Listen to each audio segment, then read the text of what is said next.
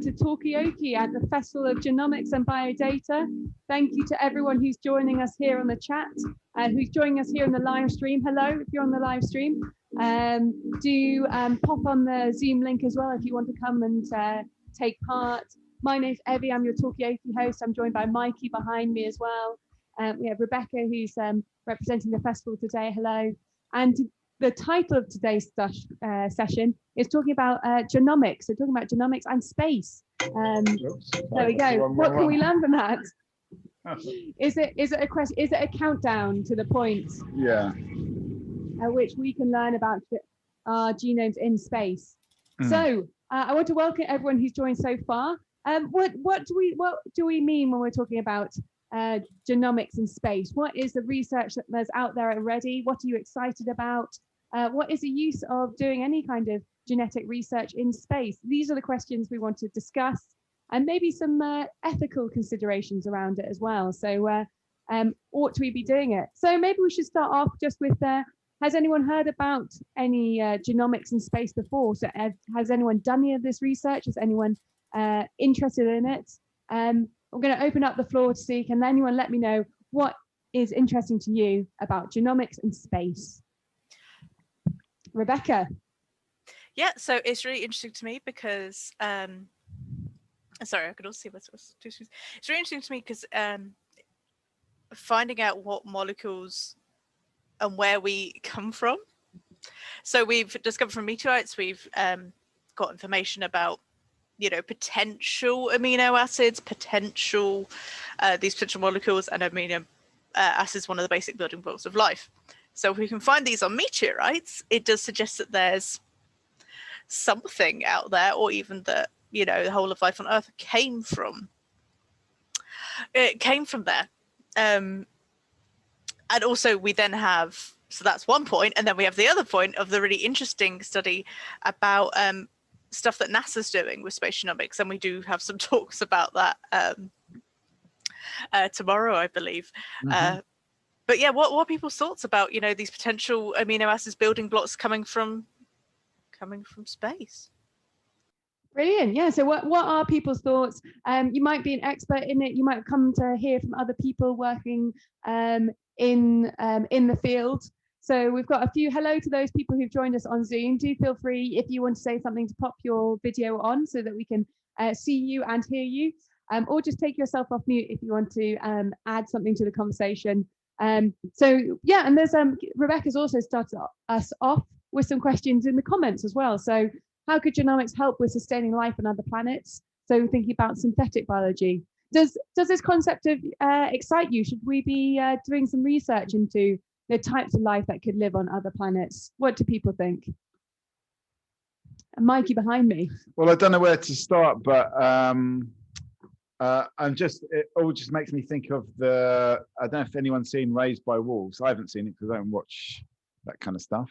But the concept of sending gametes into space to be fertilized 20,000 years later when they reach another planet, I think is quite interesting, and that might need a bit of genomic work or tampering. And likewise, there's also a discussion about panspermia, which is could life have evolved on another planet, and the genome, the basic gene, the original genome of the original last common universal ancestor be actually a space alien that's come to our planet. I don't know if these are genomics questions. I'm not an expert, but I'm just putting it out there, and hopefully someone can answer that. Yeah, brilliant. I mean, does anyone here? I think perhaps Adaf, you've taken yourself off mute. Have you got any thoughts that you want to throw into our ring? Possibly not. We might go back to you a little bit later. So we're talking about space. What we can learn from it? If we send off gametes into space, is that dangerous for future life on other planets? Or can we learn something about that? So, you know, for example, I know there's some research about the fact that if you send living beings into space, their DNA can change, or they can suffer different types of medical diseases, or they might have problems with their heart, or they might have problems with being fertile. So all these things are affected by us going into space. But are those questions important to answer? Do we need to find out whether our DNA is changed by space? Katie, you've got your video on. You want to say something? Actually, if it's okay, I would come back to Rebecca's topic of probable amino acids in meteorites, and I think those news that that discovery is very important in the part of this topic, which is kind of again touched on the synthetic biology part, which is like before we talked about understanding our DNA and discovering new things there, but now it seems the conversation is turning into what about editing it? What about manipulating it? So it comes to, I think for a lot of people, it comes to think that what is natural and what is definition of that for those people, and you know, if life is coming from space, so it's already going around places. It's you know, we talk a lot about like in science there is a topic of not bringing our microbes to other planets, but what if they go around all around the at least solar system through meteorites? I mean, there are many options there that we're still not sure about. However, it helps us tackle those ethical questions. So okay, if it goes around and so on, so maybe we can be a little bit less careful, or we can actually do research into that, or we can do certain experiments or not. And I think in regards to space, the synthetic biology is important because our bodies are absolutely not designed to live in space. I mean, the problems begin to come up very quickly. NASA did research with twins where one was in space for a year. And I mean, if we could somehow at the beginning, obviously, figure out with what, if there is any correlation with people who are less prone to diseases in space, can we see that in their DNA? And then will be immediately the next question, would it be more freedom for all the humanity if those people who don't have those genes, we can do something to help them as well? So I think all these questions in this order kind of brings us down to the ultimate question. So what do we do about manipulating it? What do we do about adapting ourselves for the next era of space exploration when we're planning bases on Moon and Mars? Brilliant. Yeah, that's great. So there are kind of sort of two strands there, I think, which was you know, we're thinking about talking about putting our genes on life in space. You know, maybe it's already existing, as you say, Katie and Mikey, you know, flying through the air on meteorites. But also, you know, is there a safety implication if we start putting things up into space? And then also, as you say, Katie, you know, there's also this idea about editing our biology and synthetic biology and whether we can adapt it so that we can go into space. So, you know, are these the questions that people want to answer in current genomics? Is actually the research data in something else entirely, so more in amino acids like Rebecca was speaking? We've got a couple of people in the chat. We've got Norris on the chat. So if you've got any ideas, Norris, just to check I'm pronouncing your name correctly. Yes, Norris, come in. Yeah, I'm calling from the hospital. Yeah, so hello. Yeah, yeah. So as you can see, I'm a hematology registrar, so I work with blood disorders. But I am quite interested in the applicability of space and the absence of microgravity on blood cells and human health and disease. So that's why I'm here. And I'm interested from a genetics point of view. Obviously, we're talking yesterday that genes can be sort of modified at the level of epigenetics, and the environment is a big amplifier of that. And so it will be interesting to see the effects of space and microgravity on the amplification of genetic conditions and it's the phenotype that we get from that. Has there been any research so far on microgravity and the effects on blood and hematology? Yeah, there's been some in terms of leukemias. So I'm trying to apply it to some benign red blood cell diseases. Yeah. Oh, so do they think that it's beneficial being in an area with microgravity, or? For red blood cells, we don't know yet.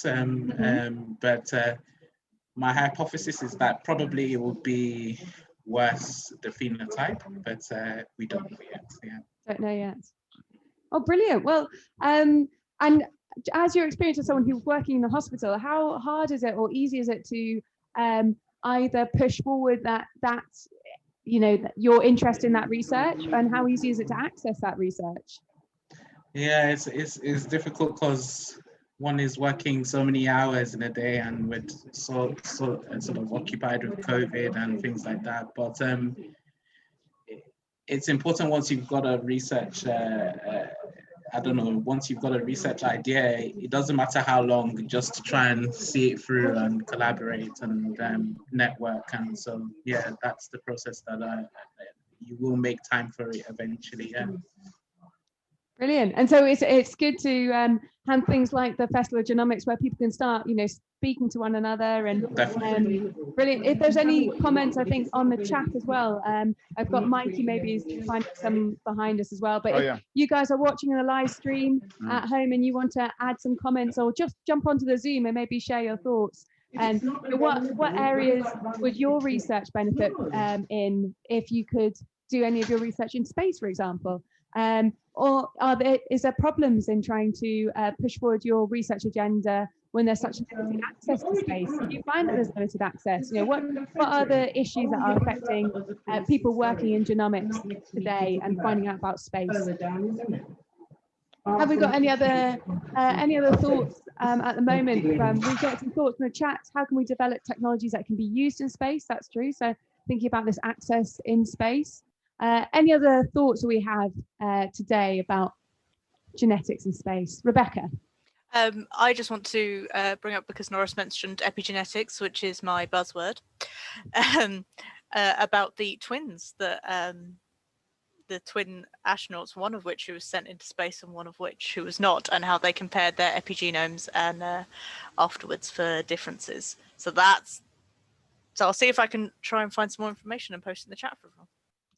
Excellent, thank you. Yes, I should say I'm actually an identical twin myself, and I'm quite sad that I've not been approached to be sent up into space. But we also know that there are probably some issues that affect human health by going to space. Mikey, can I just ask? I know this is maybe like a bit of a banal question. I know that you're an identical twin, Evie, but when it came to the twins that one was sent to space, did they get a choice? I mean, how do you decide? Must be a tough choice about who goes to space and who stays at home. Was it just a flip of the coin? Rebecca, perhaps you can enlighten us. Oh, you're muted there, Rebecca. You're muted at the moment, Rebecca, just so you know. You're muted is the buzzword of everything. So yeah, they're both astronauts. They're Scott Kelly and Mark Kelly, as Katie said. I don't know how they decided, but they were subjected to a battery of tests, Evie. So you're probably quite lucky that you weren't approached. But apparently they've both retired now. So maybe they were done with it. But what I can tell you is that now Mark, who stayed on Earth, is now 6 minutes older than his twin Scott Kelly, who went up because of the difference in time. Yes, interesting. And I wonder whether this does the different experience of time affect how you live, or is that just maybe a misunderstanding about how time is measured? Does it matter that you're 6 minutes older? Who knows? I'm not sure. But what about the ethical implications of space? At the moment, I feel like we have a room who are fairly positive about doing research in space. But is this such a positive thing that we want to involve people in? Do we, what issues might be around trying to promote more science in space? Well, obviously, it involves a lot of resources. I mean, earlier today we were talking about diversity in genomics and how it's limited by access to resources. In some countries don't have the laboratories. They don't have access to the data either. We talked about data colonialism. So, I mean, in a way, it's the same with space. It's like the likes of Elon Musk can spend billions in space. I mean, I know there are some very cheap and, very kind of clever, kind of hacky sort of space missions where you get to send up a little cube or something like that. But, I think access to space research is, involves having huge resources behind you, doesn't it? Yeah, so there's an issue about, how do we make space research more equitable? Also, I guess, where are we going to put our resources? It's a very expensive method of research to try and fund. Is our money better spent elsewhere? How are we going to progress? How we learn. Mikey, I just want to ask Norris, because you're actually doing proper research into blood, and you want, I don't know if you've got access to microgravity, or if you're sending your blood up to space. What is the process of actually making that happen? And is it quite so I think usually now, before you send something to space, you would have tried sort of experiments on Earth first, like parabolic flights and centrifugation and things like that. So it's often better to go through that approach to see if you find anything first, and then before spending a lot of money up in space. Yeah. When you say parabolic flight, are you talking about? Can you explain a bit more about what that is? So you can send like caseloads or payloads in planes that perform or simulate microgravity from the shape that they're flying at,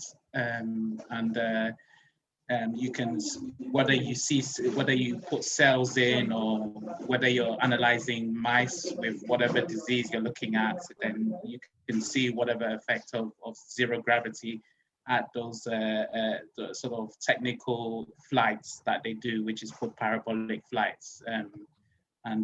So oftentimes you can get information from that. Yeah. Also known as the vomit comet, I believe.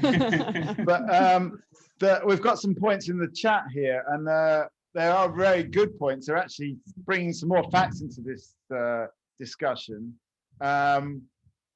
We've got Natasha. Weren't the twins' epigenome analyzed before one of them went to space? There are epigenetic differences in identical twins anyway, something Evie knows well about. And I haven't got my glasses on, my right glasses on. I can't read that name, but I read the book by Scott Kelly. I think Mark was already close to retiring, as his wife was the victim of a Congresswoman, Gabby Giffords. Wow, was the victim of a shooting incident. Wow, I didn't know, and that's really interesting. But both of you people, come and talk to us. We need your information. We need your facts into this discussion. Thanks for putting that in the chat. Come onto the Zoom and talk to us and tell us. It sounds like you know a bit more about this as well, so it'd be great to find out a bit more. The both of you, Natasha, and is it Ashita as well? Come onto the chat. Yeah, brilliant. So and it's interesting, we were talking about sending, we've sent quite a lot of things into space to study their biology. We have sent humans and studied that. We've also sent mice. We've sent tardigrades, so very, very tiny little living beings, one of the smallest living beings you can find, and I think also very tough. If anyone else is an expert on tardigrades, please do jump in. That's as much as I know. So there's there are some interesting things about like, how do we choose the things that we choose to send into space? Where are we going to go? Mikey behind me. Well, I do know that I think there are some tardigrades on the moon, because there was an experiment to see how they, as you said, they tend to be quite resistant to space travel, and thus feature in Star Trek Discovery. But there was an accident, and the Israeli spacecraft crashed on the moon, and they're apparently scattered all over the moon. Whether they're going to set up a colony and evolve into something new is up to people that have more knowledge. Well, up to the tardigrades, really. But their chances, other people can talk about that rather than me. And it's well, we're talking about the issues of things escaping. Sadly this year we've known the problems of zoonotic spaces meeting human spaces. You know, what is going to happen when human spaces meet space spaces? This is another thing that we have to think. Moon spaces.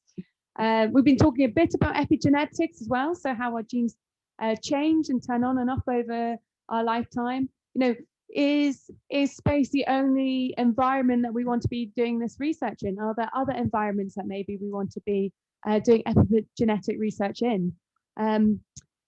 Yeah, I think there's quite a lot to unpack there. You know, we're thinking about twins, we're thinking about what we send off into space, we're thinking about where we're going to do our research. But at the end of the day, we want to know what you guys think. So if you're on the chat, come and hop on the Zoom link and tell us about your ideas. I've got behind me, Mikey. I mean, I don't know. Once again, this is all pure conjecture, but when I was younger, I wanted to, a bit like Katie wanted to be a pilot, I wanted to go into space. But now I've come to realize that actually most of space travel is going to be quite boring because it takes such a long time to get anywhere in space, apart from obviously the moon. Even that takes a few days, I think, to get there, or the International Space Station. So, you know, there is a question as well. It's like, could we potentially, you know, are there people whose genomes are more suited to that boredom? That's a question. Well, yes, I think there was a test, was there not, about it's something that astronauts get tested on a lot, is their mental fortitude. So maybe this is also something that is applicable to sending people up into space. I mean, Katie, before we kick things off, I think you had come in saying that you had some opinions on doing research in space. I don't know whether we could touch on some of those. I already forgot exactly how I worded it before. But I think I think it ties here to the idea that once we're already beginning to go to space, and we talked about inclusivity, right? So we first talked that only people in certain social layers basically will be able to afford it. But what if it's not that affordability that's the problem? What if our compatibility with living in different environments is the problem? You know, I mean, let's say you want to travel to the Mars colony. For half a year you'll be living in zero gravity, then after that you'll be living in much lower gravity. So you may be more suited for one but less suited for the other. And how do we solve it? How do we apply it? Because the choice is essentially either we don't adapt ourselves and we just let chance roll the dice and figure out who can, who cannot, or do we try to apply the science and make it inclusive for more people, independently of, let's say, their heritage, their origins, or their previous even lifestyle, possibly? If we can adapt them, if we can give them this choice to colonize other planets and to do this, I think, great service for the humanity species in general, to make it, you know, more safe. How do we allow everyone to do it, or do we make it that only special people can do it? But once we start doing this, it will automatically, I think that's what people are afraid of, because it will create layers of, you know, people who were born with much less potential problems and people who are left behind because that's how we were born now. So how do we deal with this problem, where we can see that already now we are kind of discriminating older people? We see society sees them as much less useful. For them, it's harder to find jobs. For them, it's harder to get reskilled and so on. So will it not be the same for basically us? Because we will be born when, you know, you couldn't edit the problems. You couldn't make you more compatible with space before you were born. And actually, I think that's a really good point, because it sort of comes to well, maybe more of the issues around genetics at the moment as well, I guess. So, you know, it's not just people who are born later than us now will have more access to the possibility of space travel, but they'll have more access to the possibilities of not just genetic testing, but genetic therapy, so genome therapy as well. So, and are people excited about that? I mean, Norris, I don't know if we can go back to you and your expertise. What kind of gene therapies is your sector are hematologists interested in? I mean, there's a wide range of diseases we apply gene therapy in. It's been shown to be successful in hemophilia, which is like a bleeding disorder. It's also been shown to be effective in a condition called sickle cell disease as well. And that sickle cell disease has a lot of environmental overplays affected by sort of infection, lack of oxygen, where the cells turn sickle shape, and then the patients get lots of painful crisis. So there's lots of areas we can apply gene therapy in hematology, and it's an evolving area. Also, I like the point that Katie was making as well. We're also looking at the health and disease in space is so important, in a sense that we would like to know what sort of, in a sense, we don't want to discriminate against people who have diseases, and now is the time to kind of restart researching diseases in space as such, because just like the early days of aeroplanes and plane flights, space will become more cheaper to go to and democratized as well. So we need to understand how people with diseases can, if they can, undertake those type of space flights as well. Brilliant. I'm just inviting some more people into the room. So that's great. Thank you very much, Nora. So we're just waiting for some other people to join. But yeah, so we've been talking about, if you are also working in gene therapy, how might it help your current work? Hello, Harriet. Right, welcome to you. Katie, you had some responses that you wanted to add to Norris's point. I just thought of an example where, let's say 30, 40 years ago, if someone wanted to be a pilot and didn't have good enough eyesight, they just had to reject that profession forever. Whereas now you can just go have a surgery, and within a week you can go and begin training for your pilot's license. So so now, since we know that we are about to go to the space, it's not the question of if, it's more a question of when. I think that's why Norris also pointed out that it's the right time to start figuring out, start learning about what can be the problems in the future, like the eyesight was for pilots, and begin developing the tools to alleviate those issues, so that when we begin going to space, we don't need to wait, a few decades to include more people, because we lose the whole generation. Really nice. So it's about knowing how the world is now. We want to, if we're building systems for the future, for example, space travel and research, we want to make them equitable. We want to make them work now from the bottom up. I think it ties perfectly into our previous topic in diversity in genomics, because if we use it right, if we do it right, I think that's why this conversation is extremely important now, because it is a tool that if we use it right, we can actually fix a lot of problems and ensure less problems in the future. It's kind of a perfect win-win situation. And I think for a lot of people, lack of awareness, or in some cases their beliefs and these things come as or like ethical concerns come as a wall, as a barrier towards it. Fantastic. And we've had a few people, a couple of comments actually coming through. So space genomics, do we think it's a waste of money? If we are going to set it up, we need to, Katie and Norris maybe are saying we need to set it up in the right way. We've got Harriet who's just joined us as well. Harriet, have you got any thoughts that you want to add to this discussion about space research and genomics? If you want to pop your mic on, feel free to pop your video on as well if you like to. But have you got any thoughts about this sector? Maybe not quite yet. I might go to Mikey, who's behind me. Do you disagree? Do you agree with Norris and Katie about thinking about the future of space research? I mean, to be honest, I think Norris, you kind of talked about an equivalent of aeroplane travel, but I don't think it's quite the same, because there's not really anywhere to go to in space that is a travel destination.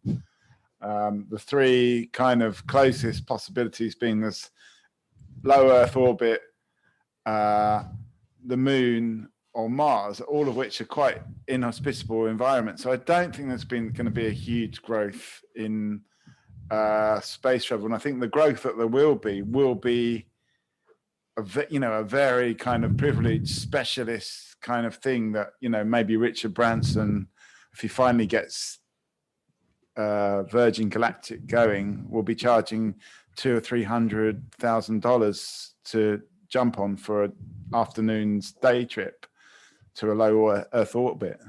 You've piqued Katie's interest there. She's ready for a comment. Come in, Katie. Thank you, Mikey, for your point. It is an amazing point, and thank you very much that you raised it. And I want to counter it with by pointing out two facts. About a decade ago, I believe, already, long time, there was a Mars One initiative, and there were millions of people registered for it. I was one of them, actually. And so I don't think that the lack of interest will be the problem. And when you said about, it being only for the rich people, I mean, we all, at beginning, probably in a way, just like they're planning to open a space hotel in International Space Station within the next 4 years, 3 now, I think.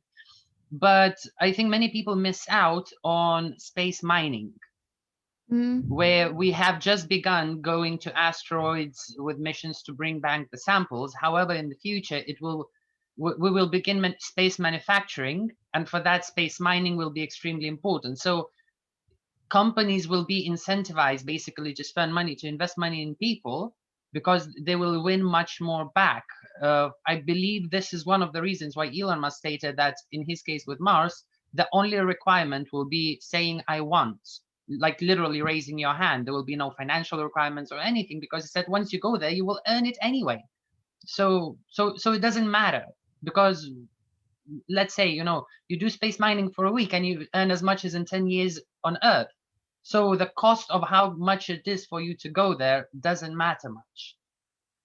Okay, so there's some really good points there. So talking about, you've dropped the bomb. Yeah, that's how excited Mikey is, and he definitely it seems like he maybe agrees, disagrees.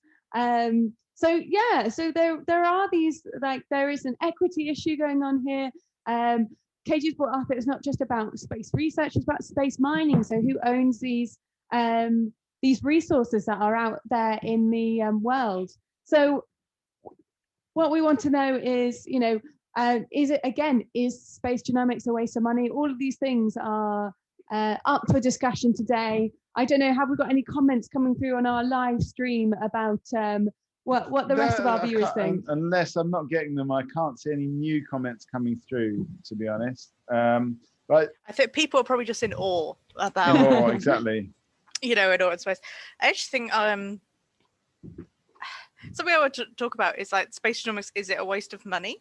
Because I do think it is an interesting point, because we've got like Norris, who's like working in a hospital. It's like, don't we have more pressing things to be doing it right now? But to counter my own point, I'd probably say no, because the pursuit of knowledge, and also the fact that humans are always like fascinated by space, and it's looking like with the technology and everything, that is where we're going, some of us anyway. We're making these plans for Mars missions, we're starting this research, so we should start thinking about this, seriously, like what will happen, if we do get a colony ship and get to Mars, what will that look like?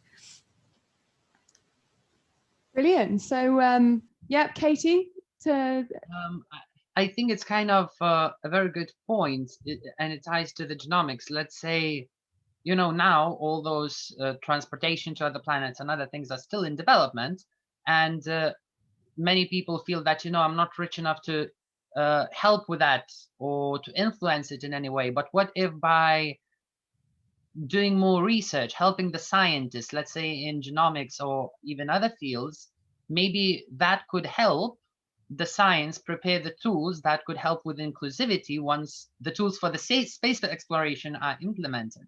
And also, you know, we may figure out how to solve the microgravity health issues, but at the same time, through the process of finding that out, we may find many other problems that we can solve, even if for people who choose to live right here. So I think it helps the science that comes from it. I mean, even the science that has already come from space exploration and International Space Station has a lot of implementation on Earth, on people's everyday lives. Many people maybe are not that much aware of it. Mikey, you wanted to? Well, I mean, I hate to be the voice of skepticism, but I kind of feel even if we are going out mining asteroids and mining Mars, it's going to be robots doing it. And I feel like the genomics that will be important will be microbiology or maybe even synthetic organisms that can break down some of these materials or refine some of the stuff that we want to take back from Mars. But it just doesn't follow economic logic to send human beings when they're just not equipped for space. And there's so many other solutions to this question. If it is about mining, or if it's about, even if it's about exploration, these questions, there's so many other ways to solve it. Why send a human being when it just seems like there's just more problems than makes it worthwhile? Okay, great. So Nike thinks maybe actually it's the, you know, what we can make to work in space and the much smaller scale microbiology, that's the interesting topics to talk about from and the more efficient topics to talk about when we talk about genetic research, biological research in space. We've got Katie, you've got a point. I don't know, Harriet, if you have got anything that you want to add on this. If you do, feel free to hop in after Katie. I actually was looking at a documentary about a few companies competing. Wasn't even sure if it was just companies, might have been some students. Anyway, there was a competition to develop how to build structures on Mars. And one of the biggest problems for them was that they couldn't have a human on Mars because it takes 15 minutes for the information to go one way. So for any signal to go and for you to find out the result takes half an hour. So using robots and such until we find some new physics in quantum mechanics is not an option. I mean, humans still are, and I'm pretty sure will be for still some time, much better problem solvers. I mean, if things can go wrong, they do go wrong. The question is when. So it's much, I think for companies, since Mikey mentioned the economic perspective, I think for companies it's much cheaper to send a human than just to send a robot, have it fail, then send another, have it fail, then send a third, have it fail. Just send one and send someone who can repair it. Okay, so yeah, the question of actually robots are easier and that just space, we're just not built for space, and space is too big for human understanding. So we have to move away from that. But I don't think we can discount the human curiosity and the craving for exploration, because I think it's an extremely important aspect. And I don't know about others, but for me, I was very disappointed when I found out that most of the places on Earth have been discovered, and you either need a lot of money to go deep in the ocean, or there's nothing you can do. There's nothing new you can find. There is nothing new you can discover. And for me, any initiative that says that, you know, you have a chance to go and explore the space and find out new things, discover new things, and experience new things, for a lot of people, especially when they're bored now in the lockdowns, I'm pretty sure if space was a better option than Earth, anyone would go, because now we're isolated anyway. It's almost like a training session. Norris, did you have some points you wanted to add? Yeah, no, but I had a question, like, what is the price of, say, somebody went to space, or we took some cancer cells to space, and then we find that microgravity has an influence on, say, a tyrosine kinase, and downplays that. What is the price of that? Would that make space too expensive, or is it a waste of time if we find solutions like that, or the potential for solutions like that? Oh, I think that's a really good point. That sort of links to like what Mikey was saying. It's like, well, why bother sending humans? You know, why don't we start with microbes and start because we're already, you know, genetic engineering like microbes to produce different things for us. Like we can make E. coli produce, I think, antibiotics and stuff for us. So Yeah. how about we see how these act in these microgravities? Yes. Because especially that point you think about cancer cells is a slight tangent is if you're familiar with the HeLa cells from Henrietta Lacks. And so what happens if you take a cell and it goes a bit weird, but it's in space, and suddenly you potentially have this situation on your hands? Yeah. For anyone isn't clued up, Henrietta Lacks was a black woman in America who sadly died from cervical cancer, I believe. But before she died, they extracted some of her cancer cells for study, and these cells are termed immortal because they never die. They keep multiplying. And so much so there is enough cancer cells from Henrietta Lacks all around the world that it, I think, is 30 times or even more her original. So thank you very much, Rebecca. So yeah, so there are issues with the how your findings are affected. You know, what is the impact? A few people are saying, well, actually, the most important thing is to maybe bring small organisms into space. That's where we're going to get the most impact of research. You know, Katie's, you know, maybe advocating that, you know, this is a chance. Lockdown is a chance for us to go into space. We're sick and tired of being alone. If we're isolated, we might go and travel anyway. Mikey as well has got some points he wants to add. Well, I do think that being in a small spacecraft is like being locked down, except without Deliveroo.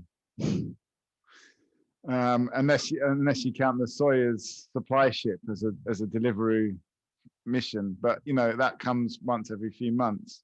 So it's a lot harder than lockdown to be in space. Yes, but perhaps this is the point. Maybe we should start learning from astronauts about how to look after ourselves well in lockdown currently. I think also it's interesting to note that Soyuz is one of the Russian space capsules that is often flying up to the ISS to restock it with supplies. But most recently, I think SpaceX was one of the services that supplied the ISS. So suddenly we've got a private company who are supplying astronauts in the International Space Station. Supplies. How do people, you know, and as we all said, this is maybe a future that we're accepting and getting ready to adjust to. You know, is there something that we need to do now to try and control this? Do we mind if private companies are getting involved? Maybe they do it better than we do. Oh, controversial take. No, I think we do. I think it's something we need to be careful of, because I think if Earth has shown, if companies take hold of something, they potentially do it for their own interests and not for the interests of all. And it is interesting that, yeah, we had Elon Musk, you know, supplying the International Space Station. But what happens if Elon Musk falls out with NASA? You know, so it's something where I do think with something like this, especially when we're talking about like huge projects, like, you know, the journey to, you know, landing on the moon, Mars, everything like that, then it does need to be sort of government controlled, so it's got those proper checks and balances on it. Because the last thing we want is like people literally carving up the moon and being like, this is SpaceX, this is, you know, this is McDonald's, this is Burger King. I don't, you know, or so I think we do need these checks and balances. We can't, but at the moment, is it only these private companies that can actually get us there? I mean, that's weirdly, I think this links to our earlier conversation about who owns the genome, because the genome is we've all got different ones, but they're all created by nature and they're all quite similar to each other. But then there's all this kind of space real estate out there, and who actually owns that? And okay, you're going to mine space, but does that mean you can just take down the asteroids? Do you own an asteroid if you just by getting there, or yeah, does it belong to the world as such, or do we need to just change our model of ownership and private, public, government? Is space going to bust that apart? Yeah, that's my question. I think it's I think there's definitely more of a private onus in the USA, but I think there's a slightly more regulation in Europe, in a sense that we have the European Space Agency. So, but I don't know how that will pan out in the future, really. Yeah, so with Norris is pointing out the fact that, you know, we have the European Space Agency. I actually don't know if the UK are still part of the European Space Agency following Brexit, you know, and then what impact does that have? We obviously have JAXA, the Japanese Space Agency. Hey guys, I've got to go now. I've got an urgent thing to attend to, but nice to talk to you all anyway, and I wish you all the best. Yeah. Thank you very much, Norris. I think if you have to go, we won't ask you for your final thoughts, but thank you for leaving us with so many good ones. Take care. Bye. All right, so yeah, I think we were thinking of talking about different private space agencies. I'm thinking it potentially might be a good time to swap hosts whilst we've got a chance to. That's the sound of the Talkaoke host changing. There we go. We'll be back in just a minute with a new host. For everyone who's watching the live stream, come and hop onto the Zoom, open up this conversation, tell us what you think, or whether you just want to talk about something else entirely. Maybe you've had enough of space. Jump on and tell us what you know, and we'll be with you in just a second. The final frontier. I just want to say, just while we're changing over, that the UK, I'm pleased to say, is still part of the European Space Agency post-Brexit. So that's good to know.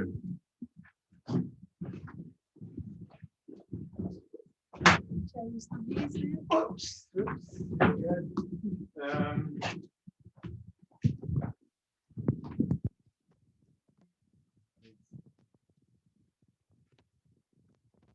Seamless transition. There we go. Seamless. You're so good at them. Totally seamless. Right. So where are we going to go with this? I feel we need to drum up a few more punters here. People, if you're watching online, do come onto the Zoom. We need your opinion more than ever now, because I thought this would be, you know, quite a popular topic here. I mean, I'm sure it is. So yeah, so let's just find out what people have got to say about it. And you know, once again, I just encourage those people that are watching on Vimeo or through the channel to actually come online, come onto Zoom thing, and come and talk to us. And we can keep this discussion going, no? And remember, Talkaoke is all about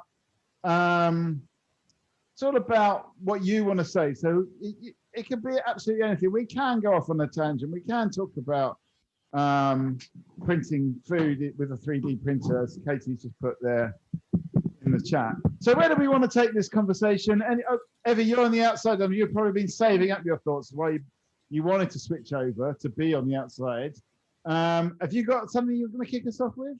Yes, actually. Well, so I was thinking, well, I mean, one of the exciting things about space mining is I think it does make, actually, it could actually be quite a more democratic process. So the problem with quite a lot of things like lithium or cobalt, the issues at the moment is they're very rare and they're very hard to source, and they're often unethically sourced. So actually, the thought of having a robot and being able to explore and take resources from what essentially are sort of rocks in space, as opposed to natural landscapes with trees on top or environments. So actually, I'm quite pro. So you can space do what mining. you want in space. You can wreak environmental havoc, and there's no one there apart from the tardigrades to mine. Well, I mean, and are there even tardigrades? I think you probably would have to do some an environmental assessment, but actually, in many ways, mining from space is a lot less damaging than mining on the Earth. So maybe we need to have a bit more of maybe we need to value the Earth a bit more and value meteorites a little bit less. Okay. Anyone else? Should we move our heavy? I mean, heavy industry has already been moved to China mostly. Should it be moved to space? Well, Yeah. So the problem with that is then we get into the question of space junk, which is a huge issue at the moment, not quite related to genomics. But we get this talk here. Can we go where we want? We can go wherever we want. Yes. Exactly. Yeah. I did. Space junk. I mean, maybe we could talk. We could sort of like connect it with genomics by talking about junk DNA.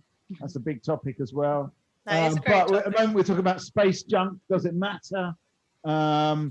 Katie, I can tell you've got an opinion on this. So wade on in. What's your thought about space mining? Is it more ethical, more environmentally friendly than? I think space junk. I mean, I can tackle all of them at once because I think all of them are very, very closely related. I mean, to tackle space junk, we need better tools in space. To get better tools in space, we need to develop our propulsion systems, our space transportation systems more. And to develop that more, we must raise people's interest. And people are interested in exploration. So I think it's kind of a combined picture, which will help us accomplish each one of those goals instead of, just like, I think that a good example is how our industrial revolution created all this pollution, but at the same time, it allowed us to develop tools to fix that pollution. Okay, so there might be a bit of you can't make an omelette without breaking eggs. Kind of a cycle kind of thing where we first go in one direction, we realize where we're going, and then we just turn around and start going in the other direction. And somewhere around there is the middle. So you've got faith in technology there, Katie. You think well, here is one of I think that some people have there is an opinion that sending people to space is not a good idea, or is editing them for the sake of sending to space is a good idea. Maybe let's just send robots. And as much as I have faith in technology, I still think that humans going there is a good idea either way. Whether I mean we do a lot of things even for fun. So if robots can do everything, there will be still people who want to do it for fun. And if rich people can do it, why can't poor? So I mean, in any way, since it's not optional whether it will happen, I think by now most of the people have realized. And I think in fact one of the reasons why few people indulge into this conversation is because they are afraid that they will be left out. And that's why they feel kind of negative impression about this. Okay, I don't know where to go with this conversation, whether to talk about this, this idea of having fun in space and what that means. What is space fun? That's kind of an interesting thing. Do we want to talk about your volunteering to go to Mars? Because I think that's an interesting point as well. Or, the democratization of space. I think it was Norris earlier on called it that. And this idea that anyone can go to space and there's potential jobs, mining jobs out there. You see some bit of health and safety going on behind me on the moon. But yeah, I mean, it's kind of up to you where you want to take this. There's 4 of us in the conversation at the moment, so it's kind of, it's up to you guys. Rebecca, have you got a? I'm just gonna say, yeah. If you desperately don't agree with what we're saying or what we're talking about, please engage in the chat. I mean, do you think there's fun to be had in space? Yeah, I think there is. I don't know if we need to. I mean, who doesn't want to prance around on the moon? Yeah, there was a song and about also, it. Even, it's a great way of getting people interested, as Katie said. Like, how do we get people excited in things? We've talked so much about awareness and the education and what we need to do, and why not make it fun? Why not be like, because so many kids want to be astronauts. I remember when we did Talkaoke at New Scientist Live, and when what's the British astronaut who went into space? Tim Peake. Yeah, when Tim Peake turned up, we lost our entire audience. So obviously space is a big draw, and it brings people into science as well. All the young people love a bit of space travel. So, and that is also has a potential impact on the field of genomics, because we need more people to get interested in science, and space is a great way of doing it. So it's a really good point. I was going to say, it was interesting that you mentioned Tim Peake, because actually obviously Helen Sharman was the first British person into space, but I think she went up with the in the Soyuz with the Russian space team, and she actually won a competition, I think. She was a chemist, I believe, from Mars.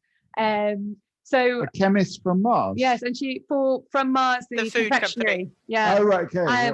But ironic, and, Yeah. and she won because she won a competition. And I was thinking, where are the competitions these days that we hold? Obviously, Tim Peake was very accomplished. He's kind of more what you expect to be an astronaut these days, which is maybe someone who has a military or aircraft background. So it's very physically fit. But I think maybe talking about democratizing space, maybe we need to have a few more competitions of getting other people in space. And what would how would the competition pan out for those people to go to colonize Mars, for example? What would that competition be? Hello, Margot. Right now we're talking about the democratization of space, but there's also kind of sub-threads about our space celebrities like Tim Peake and Chris Hadfield, and possibly Elon Musk, Helen Sharman, was it? Helen Sharman, yeah. Are these people actually kind of the poster boys and girls for science that actually gets people into science research? There's a point from Shannon there. Shannon, come on the Zoom. We want to see you. You've been on before, so you know how to press the button. Come on and talk to us. But Shannon is saying, many argue that we spend millions on space research when we have more pressing matters on Earth. What are everyone's thoughts? So that's also another one we can throw around. I'm going to throw it to Margot as you've just arrived, so welcome. Hello. That's a very interesting point about, is investing in space more important than the things that we need to see to on Earth? Because I think at some point the climate emergency, the climate disaster is just going to wipe a lot of things out, and maybe we should precisely invest in space and try to reinvent ourselves as humankind. I don't know. Okay, so space is our escape. Is it going to be everybody's escape? Katie, you had a point. I would just like to try to answer Shannon's question, at least to give my opinion on it. I think that we are quite a while in a level on our planet where the reason for starvation and inequality isn't the lack of money anymore. For example, in case of current crisis in USA, for example, where there are millions of starving people now because of lack of support from the government and the pandemic and so on. So it's not that the country doesn't have the money to help those people. It's not that for them space exploration, it's either space exploration or feeding the people. It's some political issues with feeding the people, which are very surprising, but real, whether we like it or not. So I think that in this case, the space exploration is actually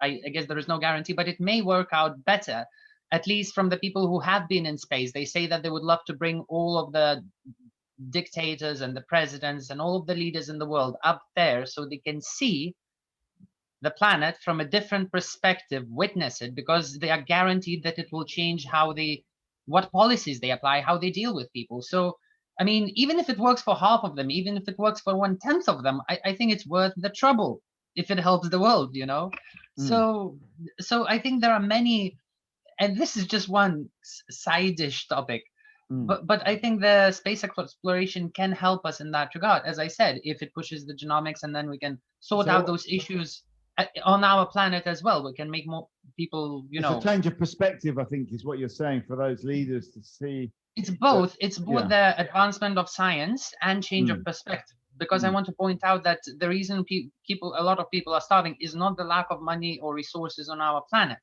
Yep, that's a strong point. And it has been the case for quite a while. Okay, so where do we want to go with this? Do we want to talk about inequality, starvation, lack of resources, lack of distribution of resources on Earth. Do we want to talk about? Yeah, go on, Margot. What I mean, I'm just curious, like, what would the people, what would politicians, what would people see from above that make them, do things differently, or change their policies? Like, what is it about the kind of like looking down on, therefore, like shifting a perspective that would sway them? Because I feel like maybe I'm cynical, but maybe they just, they're something not going to will make, never it's not gonna make any change. difference. People have Would to it make a difference? I think the best way to understand what it's about is to read what Carl Sagan wrote about the photo from space, where the Earth is just one tiny pixel, and that blue dot is like all our histories, all our love stories, and everything, all the wars, all the world supreme leaders, and all of that. It's like it gives the perspective that you can just raise your hand, put your thumb out, and all of it's gone. So you want to send the presidents of the world like to Saturn? Avilov, the Harvard professor, he also talks about it. He says that people, they hug their land or they hug their thing and they say, oh, this is so much. But he says that from actual perspective of our galaxy, it's like an ant on a beach hugging a grain of sand and saying, I got the whole world in my hands. So if that ant could see that perspective, it would realize that there's no point in owning this grain or that grain, because it's irrelevant. It's what you do with it. Yeah. Well, I mean, obviously it's always annoying when you've got ants on the beach. But that's obviously a different issue. But it is a question of perspective. Evie, have you got any views on this? I think my thought is maybe the opposite, which is the fact that we've got so many problems at the moment to do with climate change and the climate crisis. And I think that it's always been a popular idea that, we'll travel to Mars, or we'll colonize Mars and make that habitable, when actually we could spend a lot more time trying to fix or at least prepare for the changing climate crisis here. But is climate change that important when it's just a tiny little blue dot in a vast galaxy? I mean, but we from might a be galactic perspective, who cares that the world's getting a little bit warmer? It makes no difference. I think we might be the only blue dot, in which case, and I think there's been quite a lot of talk about, even if there is life on life out there in the universe, and I believe there is, but I also believe that we'll never be close enough or in time or geography to ever be alive at the same time. So maybe that thing is actually incredibly precious. It's like a precious jewel on the beach of the galaxy, rather than just an ordinary grain of sand that ant is holding. Okay, Katie. I would just like to say that the science has already answered Evie's question. We are circling around the most common star in the most common planets. Apparently, by analyzing data from Kepler's telescope, scientists found that at least around half of all the stars in our galaxy have a planet in a similar place like Earth, like in a zone where on that planet potentially there could be liquid water. So basically, if even 1/10 of it, that's millions and millions of such planets. So it sounds like grains of sand on a beach, essentially. And considering how many galaxies are out there, like it's almost statistically impossible that everything in universe, if it repeats in one place, it repeats everywhere. But for some reason, life, even though we find traces of amino acids on meteorites, life would be just here. It sounds very unreasonable from a scientific perspective. I think by now, like before, we didn't know how many planets are there, so we thought maybe we are the only ones. But now when we found that pretty much every star has planets, so it's very unlikely that we are the only ones. But I think Evie had a point, which was about a bit like comedy. Life has got a kind of timing, and the timing may not be right for these civilizations to ever meet. That I was going to say, I think it's very likely, but we'll never meet. Because it might have happened billions and billions of years ago, or will happen in billions and billions of years in the future. Well, the thing is that, again, this part is something that is not that widely reported, but I really would suggest to check out Avi Loeb, because he recently released a book. He was a chairman of astrophysics department until last year in Harvard, and he has a 10-year life, and he has been professor for many years. And he has released a book which essentially says that science has proven that we have already been visited by alien technology. Whether that civilization is still alive or not, we don't know. What kind of technology it was, we don't know. But within few years, we should have telescopes that should discover such object in our solar system at least once a month or so. So, I mean, what are you saying here, Katie? Because he says that from Copernicus principle, essentially, it's a scientific principle that says we're not living in a special time and we're not living in a special place. Yeah. So essentially, if we find something in nature happening once, it's very unlikely that in all 13 billion years, this is the only time it happened. Oh, interesting. Essentially, it says that the way that the universe seems to be, as much as we can observe, it's more or less similar. It's like a repeating pattern. So if there is one of something, there will definitely be more. Just like, you know, you have a rare disease, but there is never just one person on the planet. It's usually a few at least. Yeah, so well, as we heard a large yesterday. enough number, it won't be one. So given the number of stars in our galaxy, given that the technology has visited our solar system, it's very unlikely that we are living at any special time where we are alone. Okay, I mean, also in terms of this planet, can we say the same thing that and also the climate? I actually, when I was raising hand, this was the point I wanted to talk about, that we need to take care of the planet, and the space can help by moving the industry to space. I mean, you don't need, you can have a nuclear reactor in space, right, beaming electricity down to Earth, and you don't need to worry about a nuclear meltdown. Well, you had a meltdown, you launch another one. And I believe in US, they're developing these modular reactors where they can be many different sizes, so you can use them in space exploration. And we didn't have any research into that until now. And it happened because of the space exploration push. So I think it is one of the tools that will push our technology to help to fix the climate change much faster than we would do it otherwise. Because we would just continue arguing for another few decades on the method to do it. Okay, Shannon, I hope that answers your question. Do come on if it doesn't, or write something in the chat.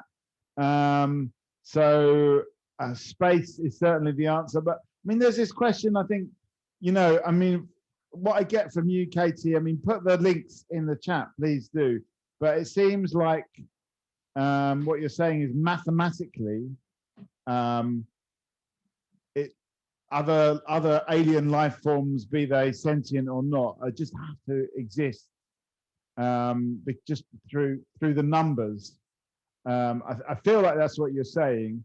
It's a kind of, you know, through the sheer vastness of the universe and the amount of time, there has to be alien life forms.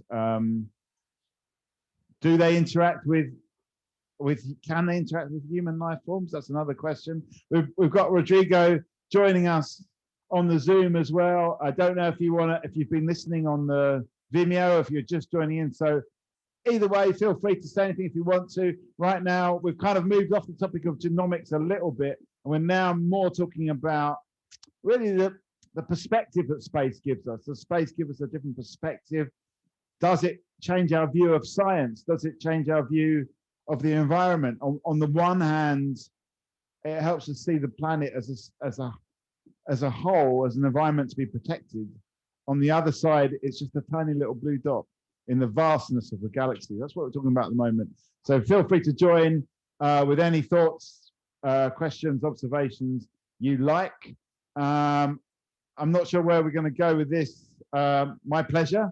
I'm not sure where we're going to go with this conversation. Is it a false dichotomy to say we're spending money on the wrong thing because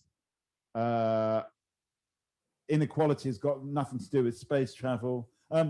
Evie, your point. I was going to say, I was reading an article yesterday about the fact that, sending animals into space for long periods of time and allowing them to be born and grow up in space seemed to show that quite a lot. I think it was mice in this case, and they didn't show any health effects. So they all seemed relatively healthy, apart from the fact that they were infertile. And that was the only thing that they found was an effect of having these animals being born and raised in space.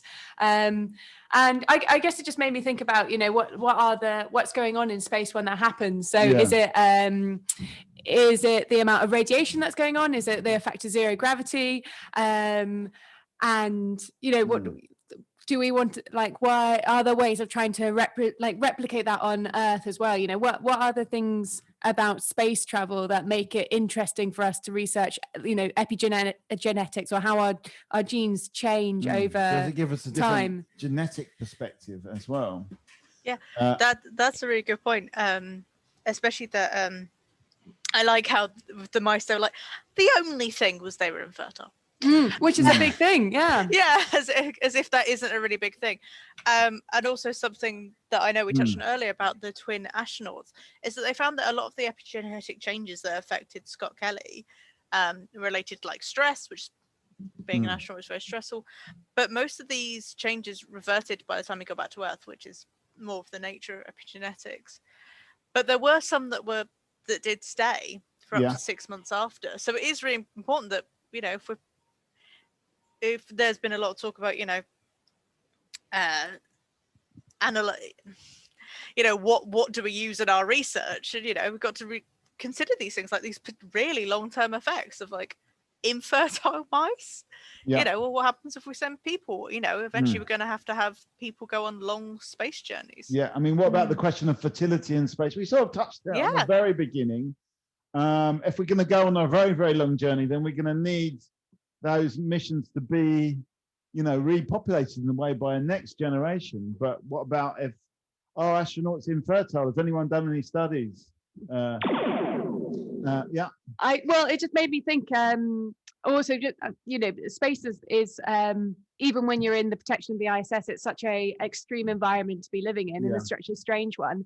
And the fact that you could have such big changes that happen to your body that then get lost at 6 months, it makes me think about what are we exposing ourselves to as humans on Earth that also have the same effects. And obviously this is a really big research topic within genetics of how our genes are sort of turned on and off during time. And for me personally, as an identical twin, I think I was talking yesterday that I had an allergy when I was younger, and it was quite severe. I was allergic to sort of cold temperatures, which is quite a rare thing to have, and my sister didn't have it at all, and I had it for about 10 years, and then in the last couple of years I've stopped having any kind of allergies, and I've just had hay fever. And I'd be really interested to know what were the environmental factors that made me develop quite a rare allergy and then lose it.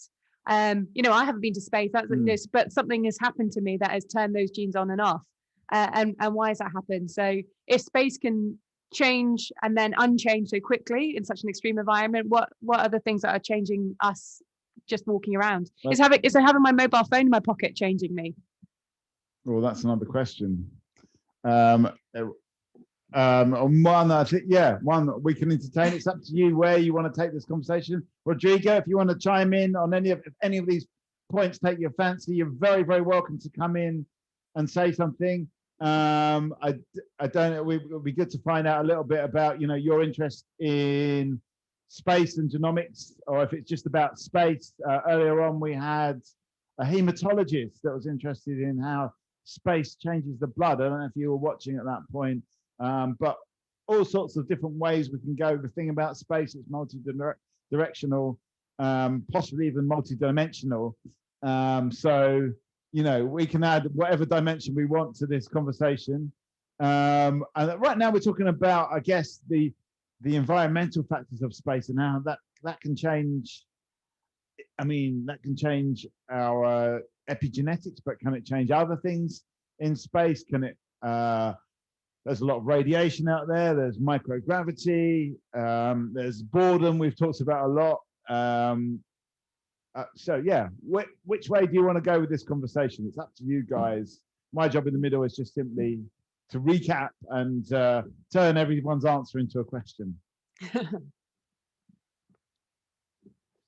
Anybody? We can't. I mean, sometimes you can't hear you scream in space, but you can on Zoom. Well, yeah. Earlier on, we talked about the fact that it takes 15 minutes for a message to get to Mars and back. So, what would a Zoom conversation look like between here and Mars? And how long would it take to tell somebody that they're muted? Would it be quite a long process? Anyway, Evie. No, I was just thinking Yeah. that I think that's one of the challenges, and I don't want to take it too far away from genetics, but though I think that's one of the things where there's another new area of research using AI and autonomous vehicles. Again, is another, maybe a bit like space science, is one of these topics where a lot of people put a lot of thought and a lot of projections and excitements into it. But actually, I think the real boon for autonomous vehicles is when we do a lot more space travel, because we need things to be able to think on their own, because we have got this 15-minute lag, and you see it already to some extent with the Mars rovers and things like that. They're vehicles that have to make a certain amount of decisions on their own because of this 15-minute lag. So maybe they'll be all right on Zoom. The Mars rover has traveled like 3 miles in the same number of years. I mean, imagine getting an Uber that took that long. We got some questions coming in from Rich. Festival director wants to genetically re-engineer people so that they're more resistant to space exposure. What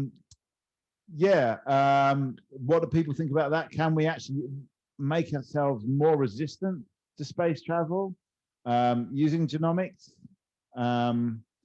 And what do people think about the consequences of that? I mean, yesterday we were talking about some kind of sort of rub-on lipid-based skin vaccine, but could you have a kind of gene therapy that you rub on your skin that makes your at least your skin genome more resistant to spaceflight?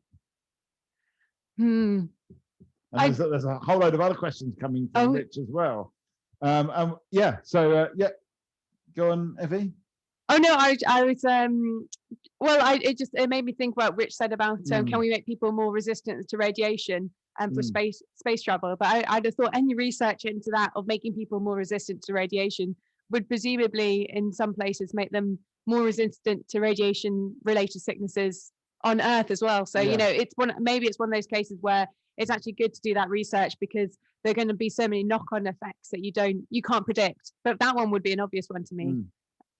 Okay, so I mean, I think no one here, I think there are so many different Earth-related kind of boons to space research. I don't think anyone's really arguing against that. Katie, you've just turned your camera on.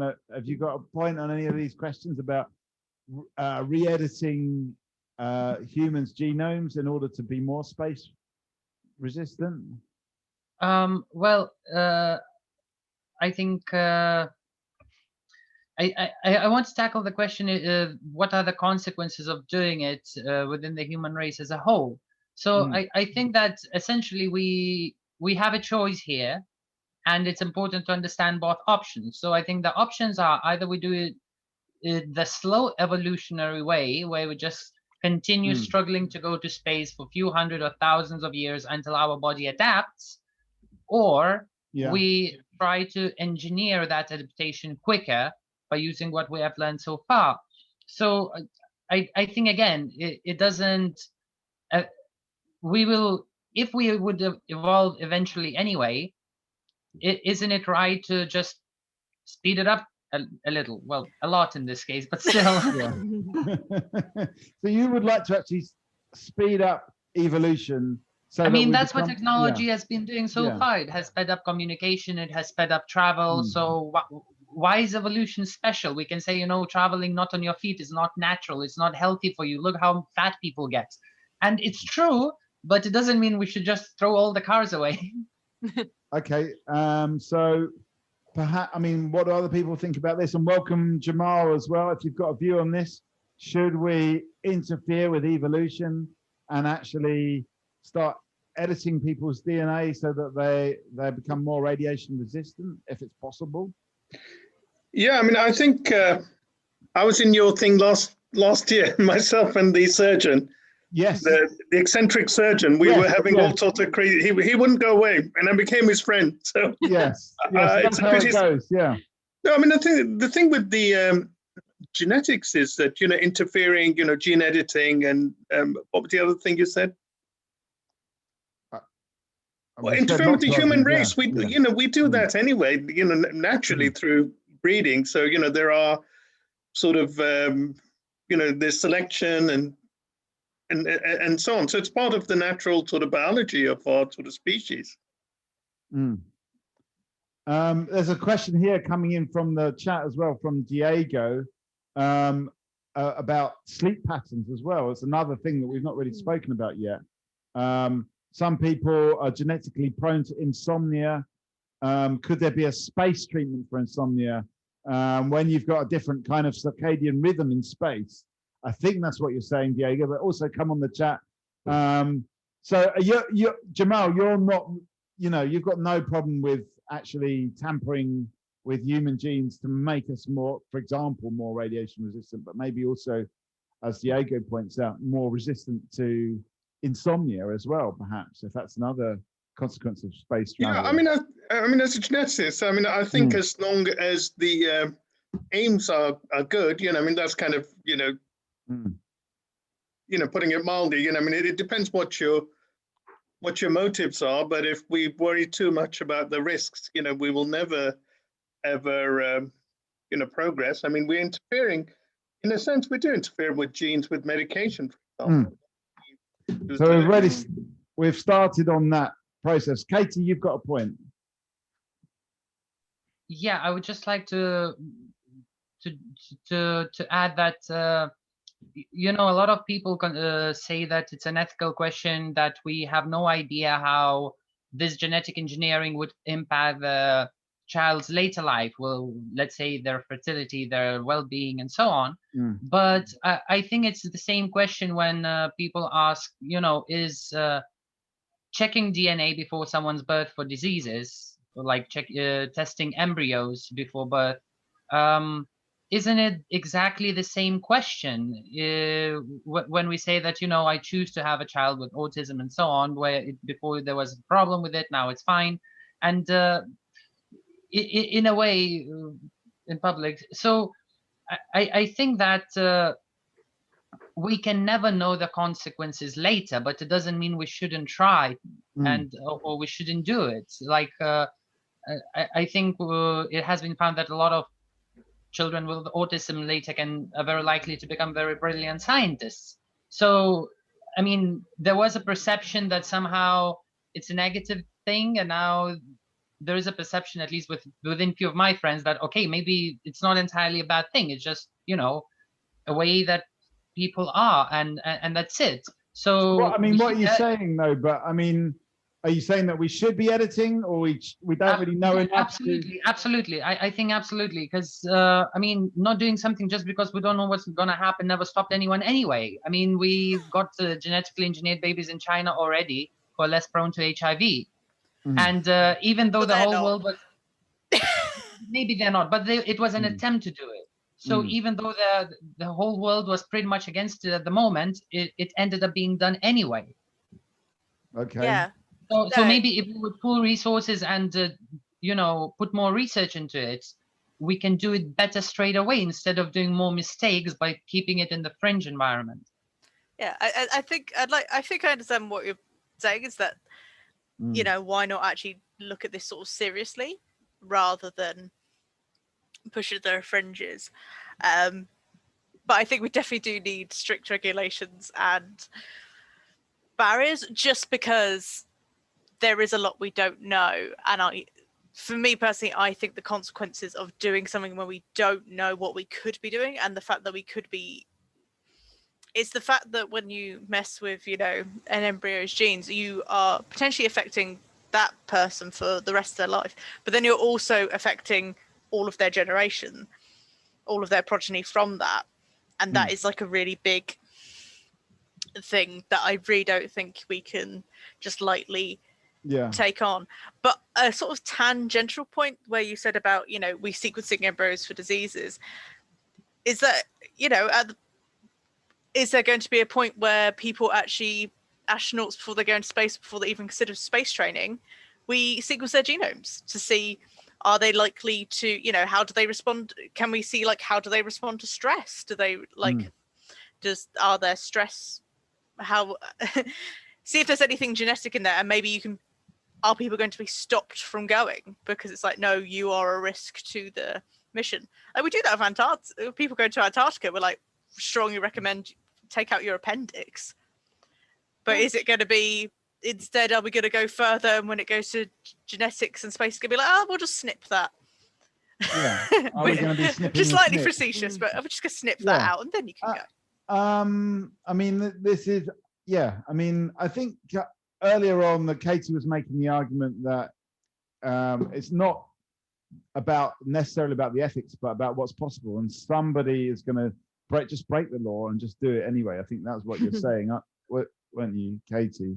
Jamal, have you got a view on this? What I mean, is it ever ethical to start messing around with people's DNA when they're not even, you know, they're just an embryo, or before, I don't know quite how it works. I mean, don't we need consent for this thing? And what about the progeny of these, you know, these embryos when they grow up to be reproductive? I mean, can we just mess around with these kind of things when we don't know what we're doing?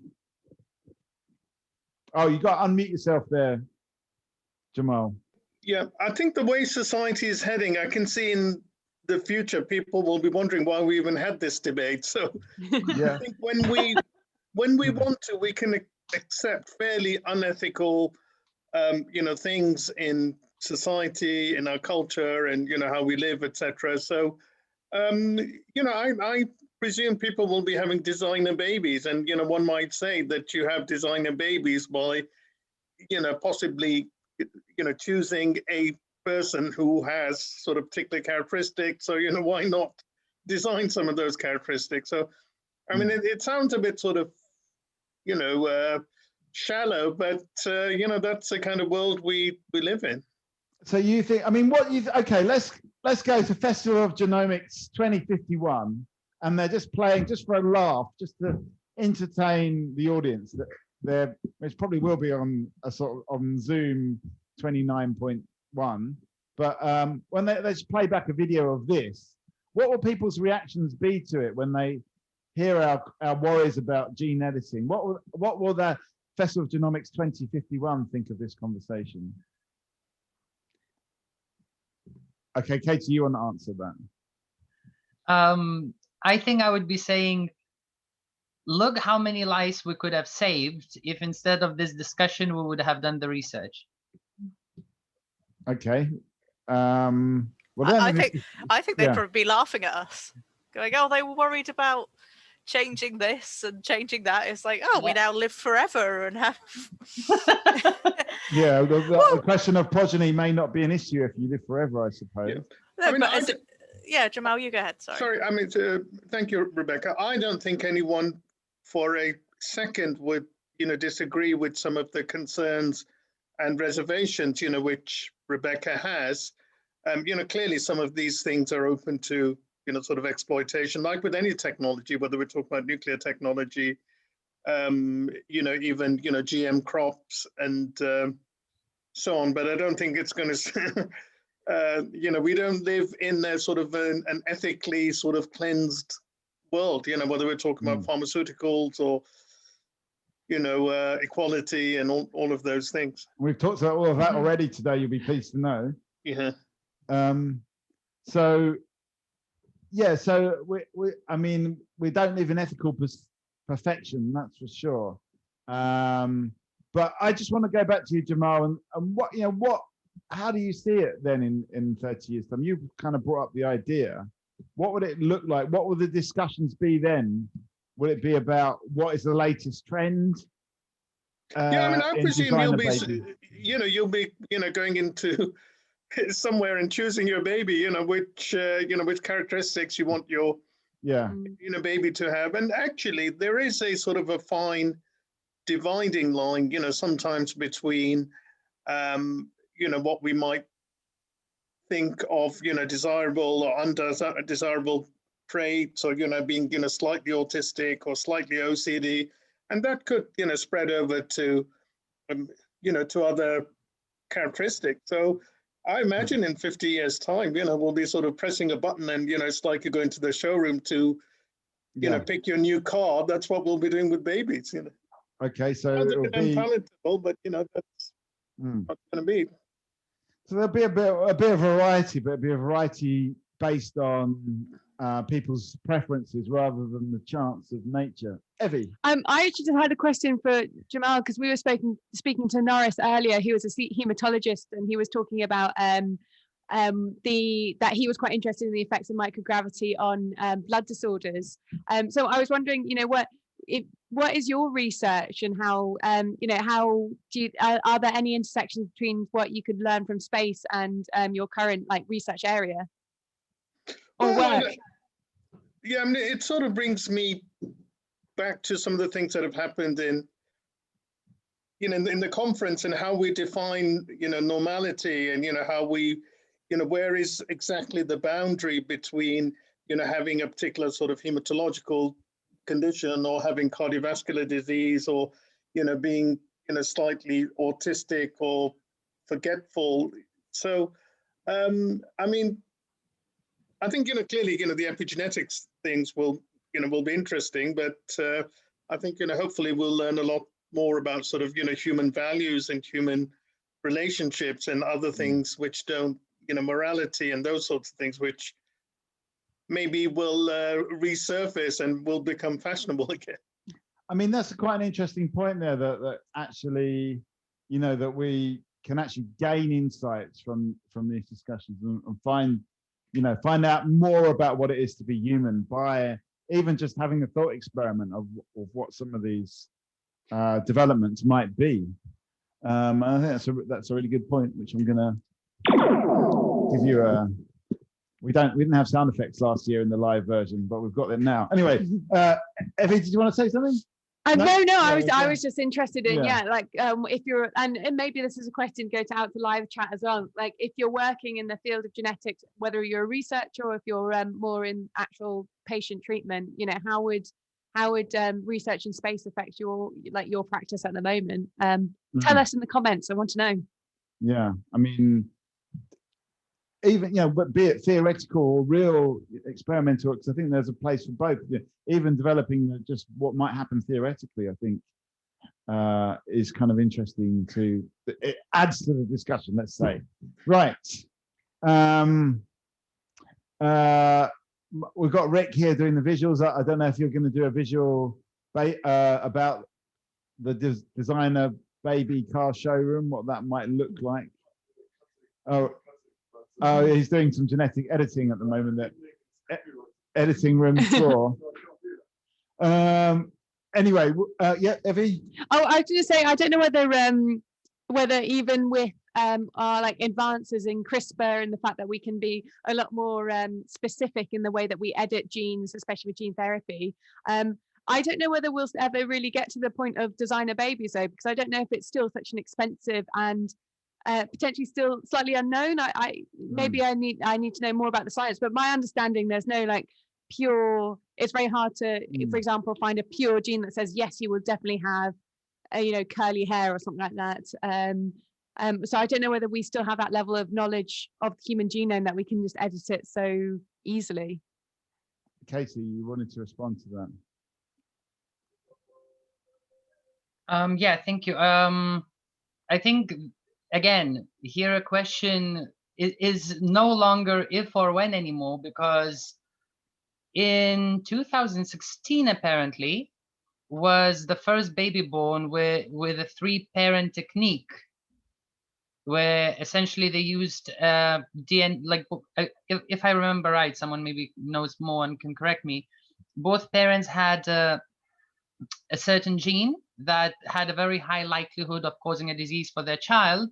I believe it was a mitochondrial disease.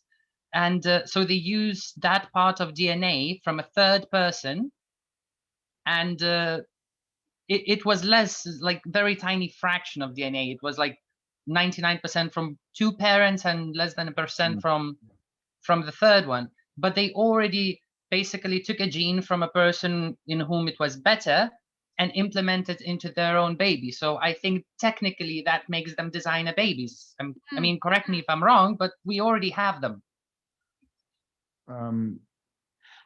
Well, I mean, I guess that's more sort of I would see that maybe more as a therapy, but I mean, I guess maybe it gets to the point where it's a bit philosophical about, you know, it is taking a particular type of medicine, designing your body to some extent. So, you know, for example, if you take the contraceptive pill, you're designing yourself to not be fertile for that point in time. So I guess, you know, maybe it's just a way of framing how you think about human interventions. No baby. Yeah, designer no baby. Yeah.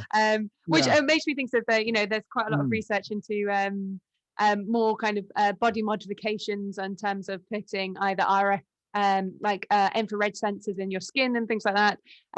So I guess, you know, people are always hacking their bodies in different ways, but for some of us that just means drugs, and other people that might mean putting an implant in or something like that. Okay, so is a designer baby a kind of a bit like body hacking or biohacking? I mean, there's definitely a scale there, and it, you know, maybe it becomes a time where, you know, at the moment, if you want a certain career, like if you want to be a pilot, as we've mentioned, you got to make sure you got the correct eyesight. You want to be an you know, astronaut, you got to do training. You got to be quite thick-skinned by the sounds of it. Yeah, well, maybe in the future, it's like, I'm going to change my genes so I can be better for, you know, so I can be the perfect astronaut. I can be the perfect scientist. Like, who knows? I mean, what would good genes for science look like? Well, good genes for science would be open. I don't know, you'd want a gene for open-mindedness. I think all these things that you actually aren't in your genes, all these things that are, as we discovered, a lot of these systems overlapping. They're kind of emergent. I mean, I think, some of the discussion yesterday was some of these attributes are emergent attributes that you can't just put, as you said, Evie, just put down to a single gene. So this is a bit of a theoretical conversation. There's no gene, a single gene at least, for open-mindedness or thick-skinnedness or eyesight. Jamal, have you got a view on this? Any of this? Oh, the gene for being a scientist. I was going to use a naughty word, but I better not.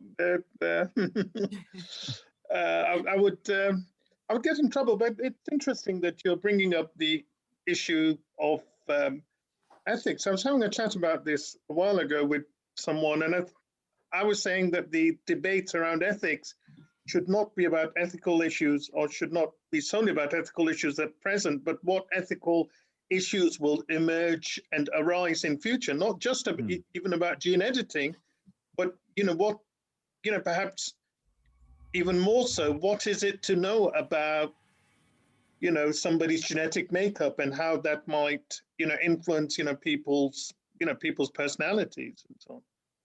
So, you know, I think it can absolutely transform society, just as, you know, my interest is in learning disabilities. You know, there are all sorts of other issues about, you know, behavior and, you know, other aspects. You know, you could talk about, you know, ethnicity or gender, and, you know, there are lots of things that we could learn from biology that could, you know, enrich us and inform us. Yeah. So, I mean, these Talkaoke discussions, because they're general discussions, do quite often focus on the ethics, but I think that's a nice point there, that we're really talking about future ethics. And we don't really know about genes, about personality, but, you know, and especially in the field of, we mentioned autism, but other so-called learning disabilities, at what point does it become a disability and become just a trait of a person? And can we actually start messing around with that? That's a sort of future ethical question. If it exists at all. I mean, we don't really know, I suppose. Yeah. Also, I think there is, as we touched on yesterday, about language, about how we refer to these things. So instead of rare diseases, call things rare disorder, because a disease suggests, you know, a disease suggests some things, whereas disorder doesn't. And also, you have to think about, you know, how perceptions have changed. So originally, you know, for some of these genetic diseases like PKU, before we had a treatment for it, where because PKU we can't metabolize a certain amino acid or molecule, you'd have a ridiculously reduced quality of life. Whereas now, because we've got these treatments, you don't, but you still have PKU. Yeah. Because it's a genetic thing. So I think it's just got to sort of be careful about how we refer to things, of like being like, oh, you know, that will limit X, Y, and Z, because in future, hopefully it won't. And it will just be another part of someone that makes them you. Yeah. I mean, will we be sort of rummaging through the genetic bin, looking for all those bits we've edited out when we realize they're actually important attributes to humanity? Once they've been edited out, will we be kind of like on the cutting room floor looking for those vital pieces that we thought were things to be edited out in the past? Adam, is any of this making any sense to you? Welcome to Talkaoke. You've been in the session long enough to roughly know what we're talking about. Does it make sense what we're talking about here? I can give you the story of how we got here. I don't know if that's going to help. Does it make sense, first of all?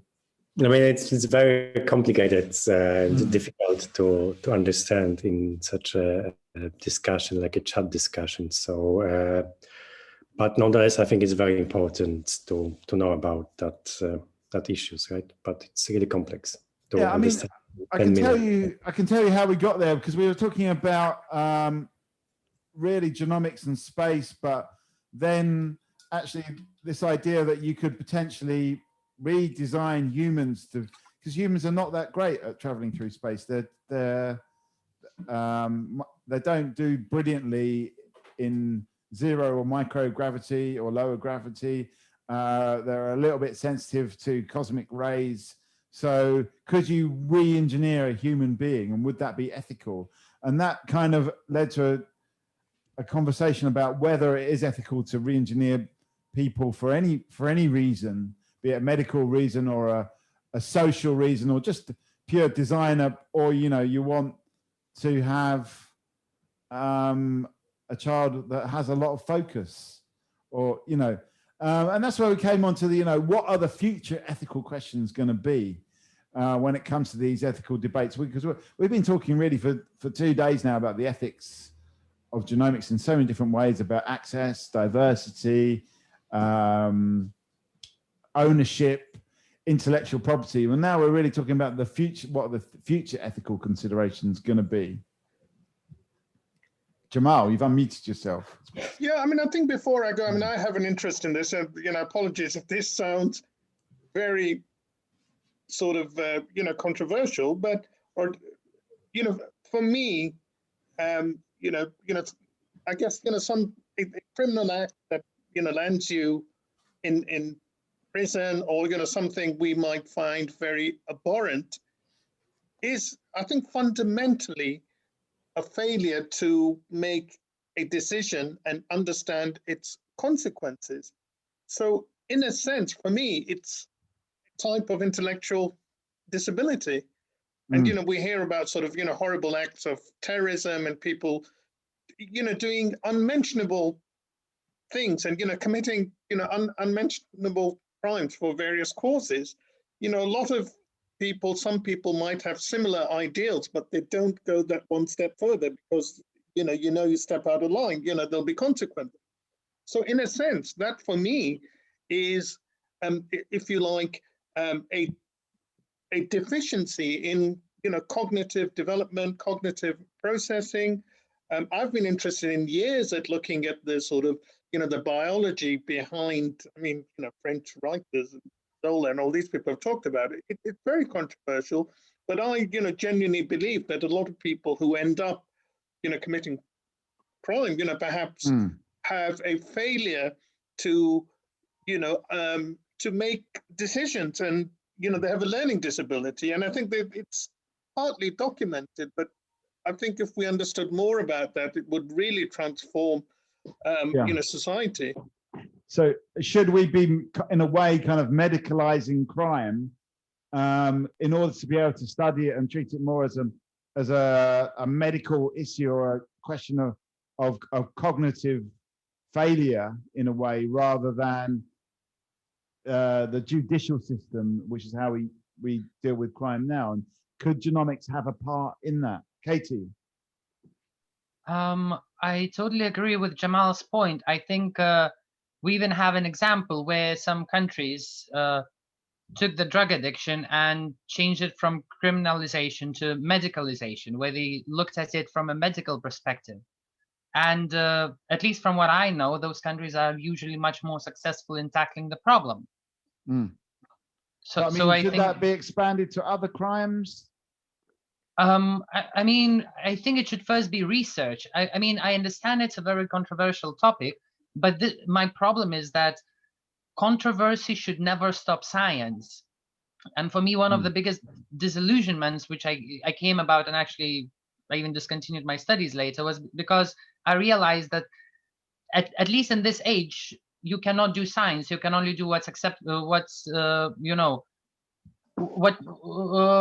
what's allowed, but yeah, what's not controversial. But then we find out many times that we missed something, we misunderstood something because we didn't do any research. And I mean, what we do with the research maybe should be talked about, but the research itself, I think understanding better, understanding more, knowing more should never be a question. Okay, we've got a question in the chat here as well. Should potential unethical ways of this tech being utilized prevent us from using it for ethical means? So should we be looking at the ethical possibilities, or does the unethical use or potential just? And I think this is from, I think was it from Stephanie. I think this is kind of backing up the point you're making, Katie. Should we be worried about the unethical possibilities or the positive ethical possibilities? Evie, you've got a point behind. No, I will. Yeah, I mean, I think maybe I would disagree slightly with Jamal and Katie, just because I think thinking about maybe as a parallel that you have lots of people who have. You have people who are violent, and then maybe you might look back in their childhood and say, oh, maybe they are violent because they had a violent past. But there's also a big sphere of people who had a violent past who aren't violent themselves. You know, they haven't, even if they experienced it when they're younger. Shouldn't we be studying their genomes to find out why? No, but my thing is, that for the people who had a violent past but that aren't violent, they would say, well, no, I've had similar experiences and I'm not this way, and therefore there is an element of choice in that. And I wonder that it's the same with crime. There are so many factors that interplay into one person, but maybe there's still it's good to have research and to try and like Katie says, medicalize crime as opposed, well, maybe not medicalize as opposed to criminalize crime, but I think that it's good to give people support once someone has been convicted. But I don't quite agree. I think that lots of people are still able, it's not about biological determinism. I think people can still make a choice even if they've given a different set of circumstances. Yeah, you're absolutely right, Rebecca, and I wouldn't disagree with you at all. But spinning it sort of slightly differently, it's the same sort of argument for alcoholism or drug addiction. There are people who are not deprived, who are not born in poverty or in sort of criminal surroundings, if you like, who are born wealthy, and they end up having addictions. So that sort of argues the other way. I mean, don't completely go along with you. I'm not saying for 1 second that we should excuse everyone who's committed a crime, and especially if I was at the receiving end of it, I would be just as angry about it as anyone else.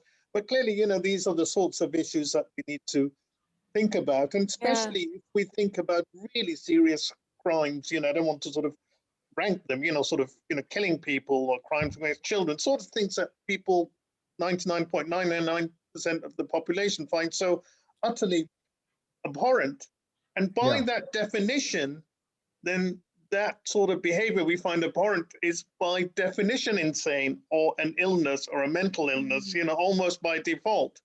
But, I'm not saying we should, we should excuse it. I think there were maybe in the 60s previously studies of, people in prison populations, but, genetics will, certainly enable us to answer that question. I don't know whether there'll be a gene for aggression or killing, but there might be a gene which influences your ability for sort of, cognitive decision making. But, as we've mentioned, I think it's certainly something that would be very interesting in terms of, learning about these things. Yeah. So some really interesting points. I feel like we're going to have to come up to the final thoughts. I just want to say to those people watching on the Vimeo stream, watching on the Stop Cards, throw in your final thoughts as well. I mean, we've come, like going to space, we've come on a long journey, and now we're kind of talking about really, I think we're really talking about the ethics of investigating the genetics of personality, or the genetics of crime. You mentioned, Jamal, to bring this thing in, terrorism. Could we study that from a genomic perspective, and would we ever be able to gain anything from that, or are those two areas too far apart, or is it in a way too? I feel like it is a bit too controversial. But should controversy be a barrier to scientific research? Katie says no. So let's just get some final thoughts here. Any final thoughts? Rebecca, have you got a final thought? Final thought is that this session shows that Talkaoke is really about whatever you want it to be. And we've gone we've gone from space to now the ethics of should we sequence certain groups. My final thought is that all of these questions are important, and we need to get more people excited and interested in this, and Talkaoke is a fantastic way of doing that. Okay, well that's a good one. Yep, go on. There we go. Oh, it's changed. That was supposed to be a round of applause, but yeah, no, you have to, there we go. Look, you just have to select there we go. There we go. Round of applause. Thank you. I should never have put the round of applause and the game over on the same button. That was a mistake as well. But you learn. Final thoughts. Adam, have you got an initial or final thought on this? Does it make any sense to you? No. Margot, have you got an initial or final thought on this? I think I really enjoyed the conversation is very good, and I was just kind of with my one eye looking at this case of something that Katie posted in the chat about 3-parent technique for getting, for kind of eradicating mitochondrial disorders. The kind of genetical fault, and I think that's really exciting. But I think the ethics of it are just just very still subject to be explored, I suppose. But do you feel comfortable exploring these ethical questions, or do you feel like a little bit like, whoa, where are we going with this? I think I'm basically fine with it. I think it's just like the religious people you have to kind of convince about about value of not experimenting, but kind of experimenting or furthering the kind of genomics procedures and research. So I'm not that religious, so I'm okay with mitochondria. Okay. Do you think that religion is a barrier to this kind of research? I mean, I think it could be. I mean, I don't know. I don't know an awful lot about it, but I think certainly if you're talking about ethics, I think if someone's really religious, then they may oppose this kind of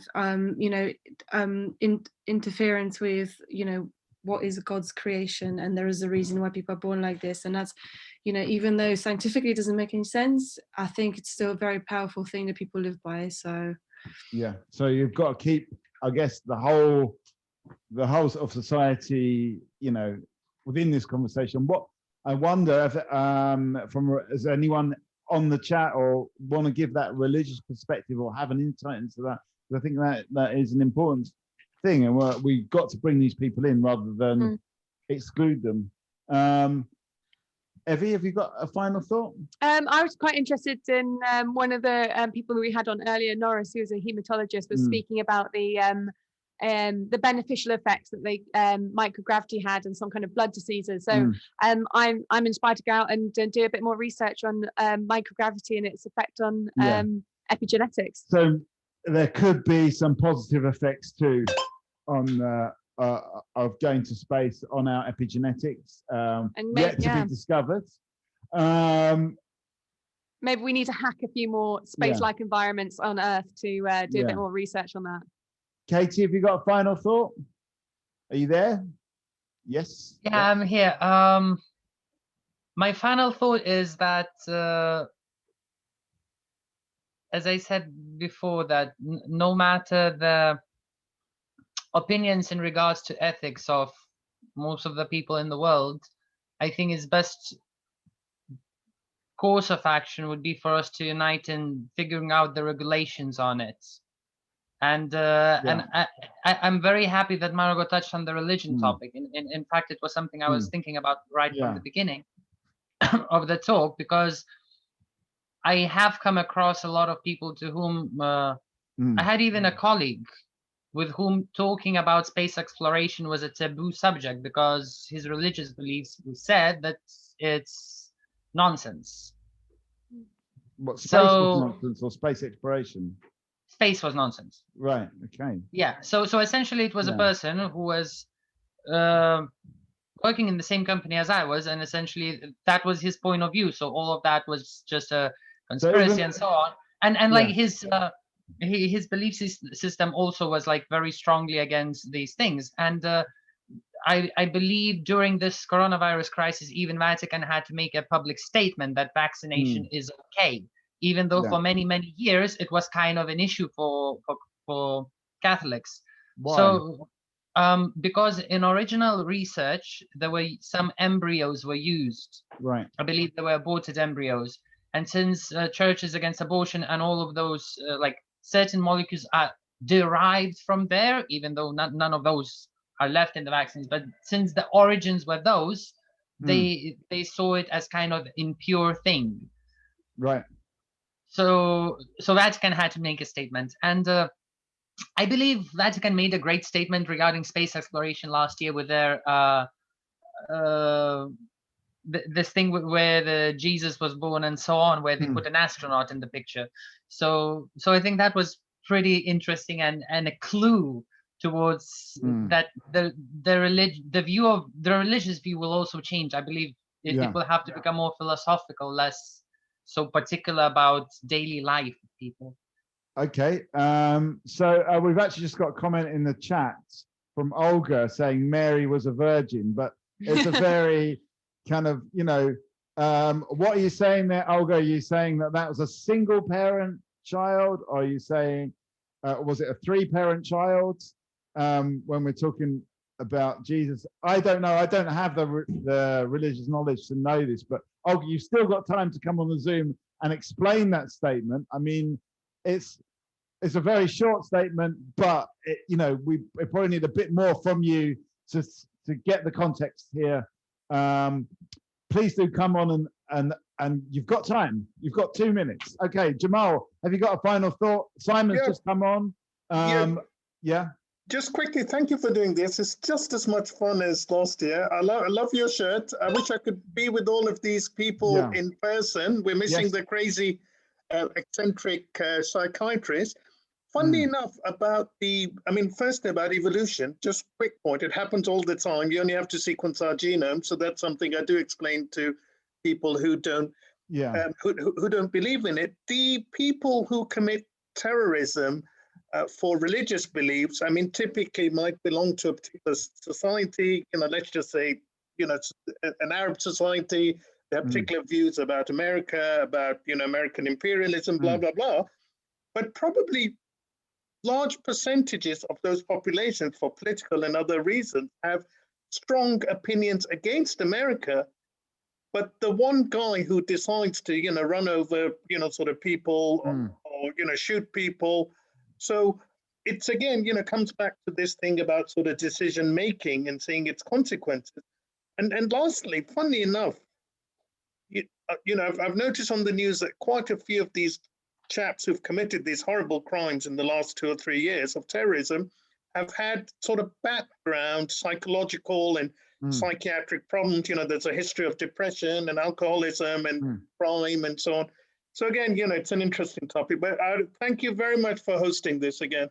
Oh, well, it's certainly been my pleasure, and hopefully everyone else has enjoyed it too. And thanks for joining. I think that's possibly a subject for another session, is genomics and psychiatry, or genomics and psychology, because that's a whole field. We haven't really, we've touched upon in this session, we've not really talked about before, and I think there's all sorts to have a chat about. Simon, you've just joined. I don't know if any of this is making any sense to you at all. Unless you actually are the same person as Olga that was saying Mary is a virgin. I don't know. Anyway, I'm not going to go into it because we don't have time. It's 5 o'clock, so that's it. It's time to play the theme music and say goodbye. It's been a really interesting chat. We've kind of landed back down again. Thanks to Rick for doing the visuals. Thanks to everyone that's joined, that's on the chat now, but we've spoken to a lot of people over the time. Those people that are watching on the video, we've got one last session. Do come and join. You don't have to be an expert. In fact, we welcome diverse views from all sorts of different places and spaces. And if you're watching this in space, we definitely want to hear from you. So thanks, everyone. We will see you tomorrow. Rebecca, what time are we starting tomorrow? Is it 2 or 3? I can't remember. 2. Quick, where's the email? We're just going to go to the program. I imagine it's 2:30. 2:30. 2:30 to 4:30 tomorrow. 2:30 tomorrow. We'll see you then. So goodbye. Bye, everyone. Bye. Have a nice evening. Bye.